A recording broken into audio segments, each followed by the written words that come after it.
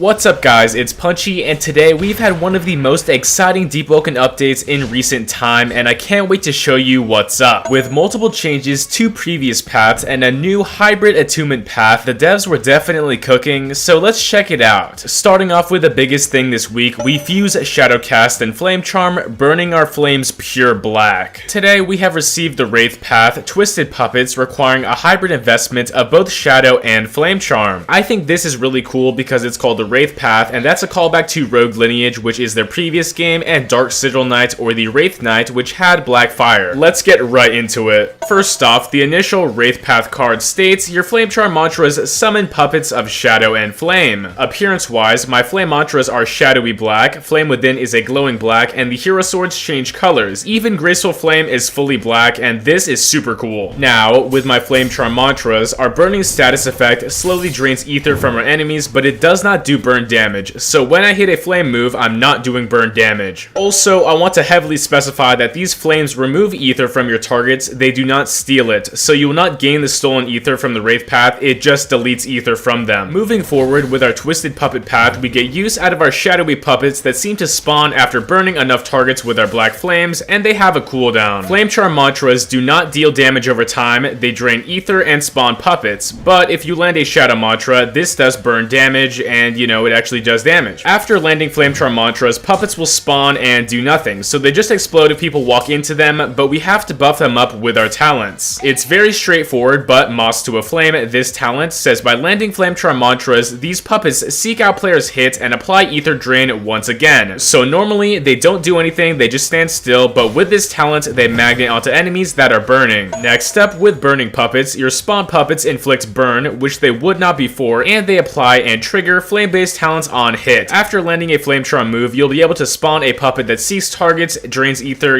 procs Flame Charm talents, and you can do that all again. Another talent with the Twisted Puppet path is Explosive Rage. Using this talent, causing explosions with Flame Charm makes puppets increase in speed and deal more damage, so you want to hit those explosions for increased burst damage. While these puppets are used for zone control and extra damage, we can use them as a resource. If you want to activate Emperor Flame, it's very easy to do so with Burning Sacrifice. Using place puppets that have lasted for a while, we can absorb them for explosion stacks with the Sacrifice tool, so this could be valuable if you want to pull off that Explosive Rage combos and do some damage in the meantime. So far, as you can tell, I'm really excited to see our first hybrid attunement path in action, but I do have some concerns going into this Wraith path, and I guess future ones. First off, it seems very limiting with what you can do based on your stats, so with a moderate investment of Flame Charm and Shadowcast, the path itself is not that expensive, but if you want to have your puppets benefiting off Flame Charm talents, you'll have to invest some extra points to make it actually useful. By doing this, you're spending a ton of points, and this may limit you to elemental weapons like Crypt Blades and Hero Blades, but we'll see what happens. Overall though, I'm really excited to see how hybrid paths are handled in Deepwoken, and so far this one is pretty cool and fun to try out, so experiment for yourself and comment your thoughts down below. Another interesting change from this update that came to Flame Charm was Flame Ballista. So in the past, this mantra was an alright projectile used to pressure targets, but I felt like it never really held up to its 3-star ranking. Well, now you can actually charge up this mantra by holding down the key, gradually growing your bolt in size. So by doing this, you deal increased damage with a larger bolt explosion hitbox that can be used to snipe and destroy players from range. Moving on, the Haunted Gale Spectre path got a well-needed visual update, and I love this. So on its release, nothing out of the ordinary changed to our green Gale particles that we've all been used to. The ghosts, hero blades, and of course all of the mantras kept that green Gale glow, but not anymore. With the new Haunted Gale path, it's now changed colors from green to white, and this is fun. I think it's super cool as it affects almost everything Gale, including our mantras, Gale Wisp, and our respective weapons, and this is awesome, and it provides more cosmetic variety and freedom for your builds. With some drip, we also have a new outfit that's actually been around since all the way back in the beginning of Deepwoken's timeline, I think in the beta. The Royal Etrian Guard outfit has dropped as a Master Tier armor upgrade with the Katana Paired Soul talent, so this is a super original outfit that's from testing, and now we can finally use it. Onto some balancing, we have a few different things that I'll talk about as most of the patch revolved around our new path changes. Right off the bat, Voidwalker Origin Obtainment has been nerfed, allowing the user to get a total of 5 overworld kills, which count for 1 kill each, while Chime kills count for half a kill Gale each. Instead of the original 15 or higher, this will allow newer players to get into the combat of the game quicker and hopefully unlock Voidwalker at an earlier stage of the game, and that's gonna be easier. Moving on to the Lone Warrior origin, or the Trial of One spawn, it's way more simple. So after wiping entirely once, or beating the trial naturally, which I doubt will happen, players unlock the Lone Warrior origin so they can learn the game much faster. I love origins, and I think what they're doing is a great way to push them out to new players without making them too easy. Another balance change that is absolutely groundbreaking, you'll see why, is a straight up nerf to Ice Eruption and its round spark. Earlier in the game with these domain expansion builds, popping down a wall of ice had zero counterplay, and both players just had to accept that this is where they're fighting, and there was no way to escape, but now we can. As you can see, breaking the eruption wall is possible. It does require a lot of hits from a mantra or M1s, but you can walk right on out. We also received a few different talent reworks, the first one being Knife's Journey. Instead of having a chance to deal extra damage with your dagger, it's way more consistent. Canceling enemy mantra windup lets your dagger deal 15% more damage. Another dagger talent that got its own rework is Decisive Blow. By hitting an enemy with your crit attack right after they dodge, you deal 15% bonus damage if you have Knife's Journey. This also seems to do 2 times armor damage, and we'll see what happens to daggers after these changes. With another update to Conquest, a dev statement has been made on this game mode, and they're saying that development is going well. They claim it should be ready within the next few weeks, maybe around Deepwoken's anniversary, but there's still a lot in the works, with it being totally different from Rogue Lineage Conquest, and it should have big rewards and a few different gameplay options with temporary characters for casual players like Battle Royale. I'm super excited for this game mode, and hopefully it lives up to the hype. Anyway, that's it for this legendary Deepwoken update, and I can't wait to see what's possible for future builds to come. Since it's a weekend, Battle Royale is back, so make sure to hit that up. As always, make sure to like and subscribe, and have a good one. Let's hit 70k by the end of this year. Thanks again, it's punchin' time.